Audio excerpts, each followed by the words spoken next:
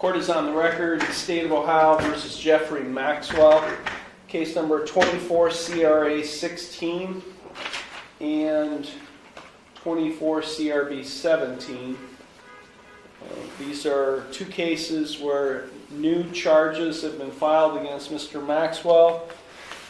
The court is also going to take up two other cases that are pending in this court. City of Conneaut versus Jeffrey Maxwell, 23 CRB 320, and City of Conneaut versus Jeffrey Maxwell, 23 CRB 264. In both of these pending cases, Mr. Maxwell failed to appear for a pretrial conference in both of these cases on December 18th, 2023, and the court issued warrants for his arrest in both of these cases, and I set bond. Mr. Maxwell was arrested as a result of new charges and the warrants, and so I'm going to, he is appearing at this hearing by way of video, and this hearing is being recorded utilizing whereby.com. Mr. Maxwell, new criminal charges have been filed against you. Have you received copies of the complaints? Yes, Your Honor. Okay, I'm going to read you your rights. So please pay attention to the rights I'm about to read to you. You do have a right to be informed of and to understand the nature and the elements of the charges filed against you. You also have a right to know the potential penalties that could be imposed. In case number 24 CRA 16, you are charged with one count of assault of a police officer. That is a 4th-degree felony. If convicted, you face anywhere between a minimum 6 months up to a maximum 18 months in jail or prison and a maximum fine of $5,000. Do you understand the maximum penalties with respect to that charge? Yes, Your Honor. In case number 24 CRB 17, you are charged with 3 counts, all misdemeanor counts. The first is falsification. That is a 1st-degree misdemeanor. If convicted, you face a maximum 6 months in jail and a maximum fine of $1,000. The second charge is resisting arrest. That is a 2nd-degree misdemeanor. That is punishable by a maximum 90 days in jail and a maximum fine of $750 in costs. And the third and final charge is aggravated disorderly conduct, a 4th-degree misdemeanor. If convicted, you face a maximum 30 days in jail and a maximum fine of $250 in costs. Do you understand the maximum penalties associated with all of those charges? Yes, Your Honor. You have a right to remain silent and not to say anything during this hearing that might incriminate yourself. Any statement you make could be used against you.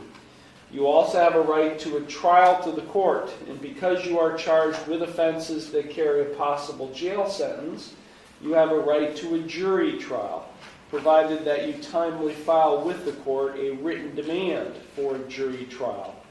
At trial, you have the right to confront and ask questions of any witnesses who would testify against you. You also have a right to use the court process to secure the attendance of any witnesses who you would want to testify on your behalf. At trial, you have the right to be proven guilty beyond a reasonable doubt and a right not to testify. You also have a right to have an attorney represent you. And because you are charged with offenses that carry a possible jail sentence, you do have a right to court-appointed counsel and have a lawyer assigned to represent you, only if you cannot afford one. If you do qualify for court-appointed counsel, there is a $25 application fee and a $100 cost reimbursement assessment that apply to felonies and a $50 cost reimbursement assessment that apply to misdemeanors. You also have a right to a continuance of this initial appearance hearing in order to retain the services of your own attorney or to consult with a lawyer. If you are convicted of any or all of these charges or any related offense, you have a right to appeal the conviction or sentence. That must be done within 30 days of the conviction, and you would be entitled to a court-appointed attorney in the Court of Appeals if you receive a jail sentence and cannot afford a lawyer. If you plead not guilty or enter no plea to any or all of these charges today, I will set your case for further proceedings after today, and I will set a bond. A bond is set by the court to ensure your appearance at all future proceedings as well as to protect public safety. And today you have the right to a reasonable bond. If you are not a citizen of the United States, you're hereby advised that conviction of the offense to which you could be pleading guilty or no contest may have the consequences of deportation, exclusion from admission to the United States, or denial of naturalization pursuant to the laws of the United States. Mr. Maxwell, you are appearing right now before Conneaut Municipal Court.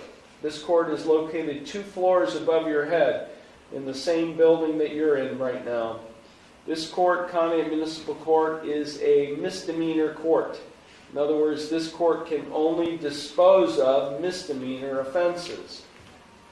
Felony offenses are handled and disposed of by the Ashtabula County Common Pleas Court, which is located in Jefferson, our county seat. Now, while this court cannot dispose of felony offenses, felony charges can be filed here, which is what happened in your case. And when felony charges are filed here, that affords you, the defendant, one additional right, and that's a right to a preliminary hearing. At a preliminary hearing, the prosecutor is required to present evidence to establish by probable cause that you committed the felony offense. If this court, after that hearing, finds that you probably committed the felony offense, then I would bind the case over or transfer the case to the Ashtabula County Common Pleas Court for further proceedings. So, please be advised you do have a right to a preliminary hearing, which means on the felony charge, you cannot plead guilty, you cannot plead no contest to that charge in this court because this court cannot dispose of the felony charge. So on the felony charge of assault of a police officer, you have 2 plea options. You could either plead not guilty, which is a denial by you to the offense charge, or you can enter no plea. No pleas are usually reserved for those who don't understand the criminal justice process, which is not your case because I'm looking at your criminal history and you should be very familiar with this process, or lack sufficient mental capacity to be able to understand most of what I'm saying. So those are your only 2 plea options, not guilty or no plea on the felony charge. Now on the 3 misdemeanor charges, you have 3 plea options. You can either plead guilty, not guilty, or no contest. If you plead guilty, that is a complete admission by you to the offense charged. If you plead guilty, the court will find you guilty and then I will sentence you. The second option is you can plead not guilty. As I said earlier, if you plead not guilty, that is a denial by you to the offense charge, and if that happens, I will set your case for further proceedings after today, and I will set a bond. The third option is you can plead no contest. If you plead no contest, that is not an admission of your guilt, but it is an admission by you of the truth of the facts alleged in the complaint filed against you. If you enter a plea of no contest, this court will find you guilty and I will sentence you without any evidence being presented against you. However, the plea of no contest cannot be used against you in any later civil or criminal proceedings. Mr. Maxwell, do you have any questions whatsoever regarding the rights and plea options I've just explained to you? No, sir. We're going to start with the first case, 24 CRA 16. On the charge of assault of a police officer, a 4th-degree felony, how do you plead? Not guilty. Okay, we'll move to 24 CRB 17. On the charge of falsification of 1st-degree misdemeanor, how do you plead? Not guilty. On the charge of resisting arrest, a 2nd-degree misdemeanor, how do you plead? Not guilty. And on the charge of aggravated disorderly conduct, a 4th-degree misdemeanor, how do you plead? Not guilty. Okay, the court will accept not guilty pleas to all of the charges in these 2 cases.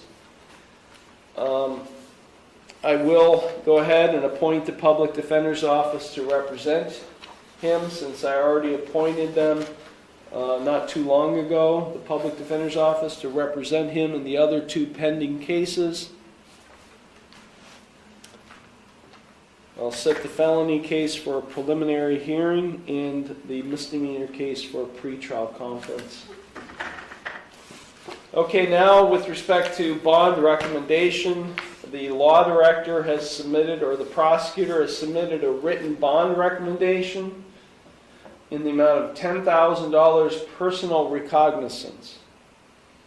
The allegations are that on January 11th, 2024, while intoxicated, the defendant refused to leave McDonald's, gave a false identity to law enforcement, resisted arrest, and kicked Officer Colin Fisher, and asking that as a condition of his bond that he be ordered not to have any contact with Colin Fisher.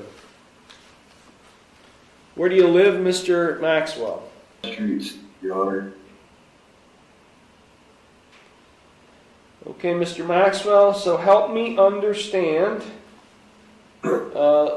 why you failed to appear for a December 18th pretrial conference in the other cases, because we gave you notice when you were here Yes, you did, Your Honor. of that hearing, and your attorney was here, the prosecutor was here, I was here. Yes. So why did you fail to appear? At the same day and exactly the same time, I was in Erie County in court for it's not a criminal charge, it's a other charge. It's a lawsuit actually, and I talked to my lawyer about it prior to this. They said he was going to take care of it for me, so I went to that. Due to COVID and all that, it was been scheduled for quite a while, and I thought he had it handled by it, so I went to that, and I didn't mean to do that. And I gave paperwork on it and everything. I have court papers on it and my lawyer paper on it. I got proof that did happen at exactly the same time, Your Honor. Same time of the day.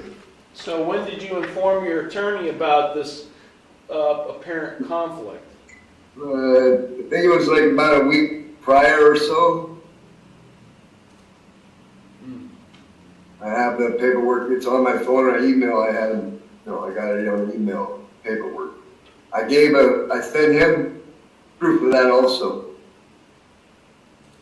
I don't know, I did send him I had paper from my lawyer, and he said he needed the actual paper from the court paperwork, so I got that and I sent it to him. I thought he was going to get together with you. Well, hopefully you'll be able to hear this, Mr. Maxwell, but I'm going to play the 5-minute hearing that took place on December 18th with respect to your case. Testing, test. Put on the record 2 cases in City of County versus Jeffrey Maxwell, case number 23 CRB 264 and 23 CRB 320. Mr. Maxwell pled not guilty to charges of control of dogs, a first-degree misdemeanor in the 264 case, and not guilty to charges of aggravated disorderly conduct and possession of drug paraphernalia, each of which is a fourth-degree misdemeanor in the 320 case. Those pleas were entered on November 13, 2023. Counsel was appointed, and these cases are set today for a first pretrial conference. They were set for 9 o'clock a.m. It is now 9:21 a.m. Mr. Maxwell has not appeared. Present in the courtroom is his attorney, Sean Martin. Also present is Law Director John Lewis. Mr. Martin, I believe you indicated to the clerk that your client would not be appearing today. Yes, Your Honor. I spoke with my client at the end of the week last week, and he indicated that he had something he was going to be unavailable for, and I said, explain to him, it better be something good, and I'm going to need some information for that. Into the weekend, he finally provided me with, and it's from an attorney out of Erie, Pennsylvania, and it's Timothy McNair Law Offices. I asked him what it was, and I have a pretrial settlement conference from an automobile accident that he's been in previously. I asked, do you have notices of the court hearing? When's it been set? I don't have anything. All he provided me was, and I explicitly said, I need proof of the court hearing. It's just a letter from his attorney saying, please excuse him from work today. And I made it clear I need, what's the case number, what time, and that was not provided to me, and I didn't feel, I didn't get it till the weekend, and for me to file it, last night, I feel would have been inappropriate without being, still getting here anyway. Your Honor, I do think, and I'm going to reach out to him today. I told him to be here, until the court says you don't have to be here. You need to be here. I can't tell you not to show up. I said, you have the obligation to show up. I said, until the court grants it, I will do what I can, but, you're going to be in two places at once is what I informed him of. And he first contacted you on Friday? He contacted me about it on Friday about the scheduling issue, but he has been in contact with me before that. Right. So I know that's not an issue of him staying in touch. Yeah, it just seems like awfully late time to contact you and seek a continuance to today's hearing. Yes. He's known about this since November 13th. Mr. Lewis, anything? Nothing to add, Your Honor. Leave it to your discretion. Your Honor, if I may, I know typically, yes, he's had notice of this, but it's not the first client I've ever had where scheduling is not exactly their best skill or priority or thinking out that far ahead. Certainly, I can get, if not from him, but I can get from his attorney to show actual court paperwork that he was there today and at least an idea of when this was scheduled previously. I'd be able to get that to the court as soon as possible. I just ask the court not to put a warrant out for him at this time.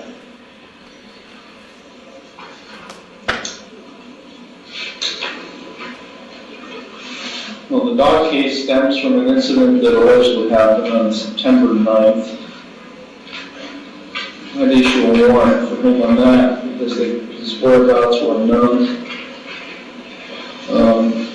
He was arrested on that warrant on November 9th, 2023, and released at his initial appearance hearing.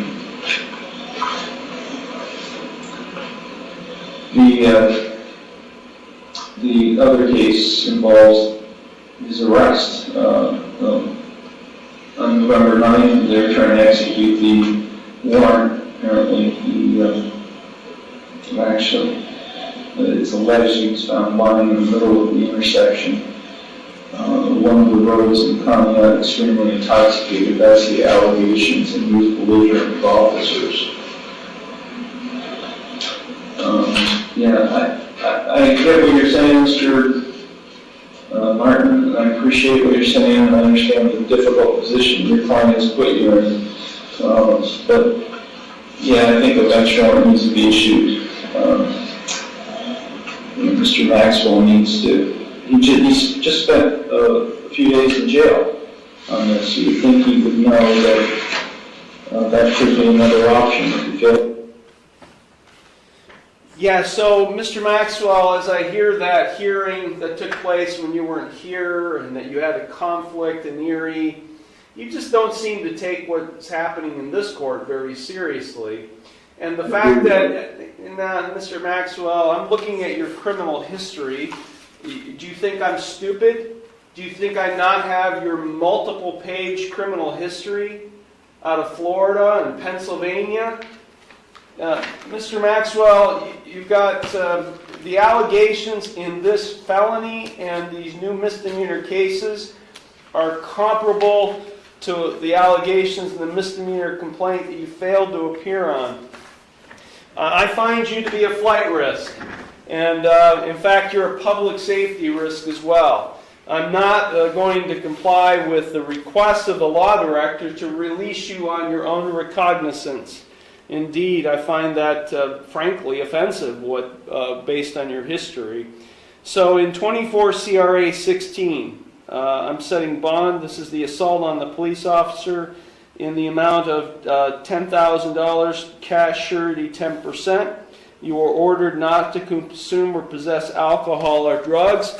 I previously ordered you to undergo an assessment at the Lake Area Recovery Center in the other cases. Have you done that?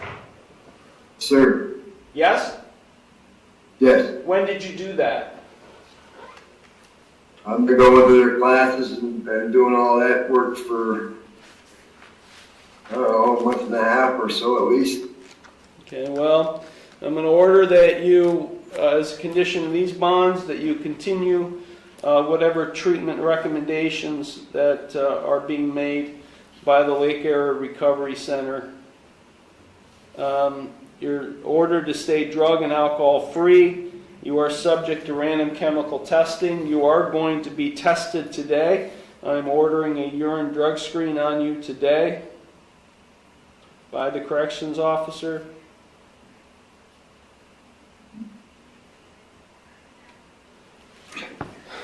On the falsification, on the 24 CRB 17 case, that's the falsification, resisting arrest, aggravated disorderly conduct, $10,000, cash surety 10%, not to consume or possess alcohol or drugs. You are ordered to continue whatever treatment you're receiving at the Lake Area Recovery Center for substance abuse.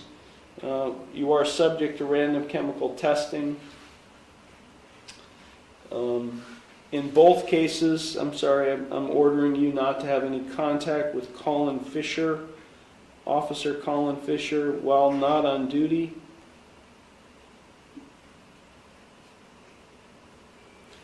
And you are ordered to have a urine drug screen by a jail staff.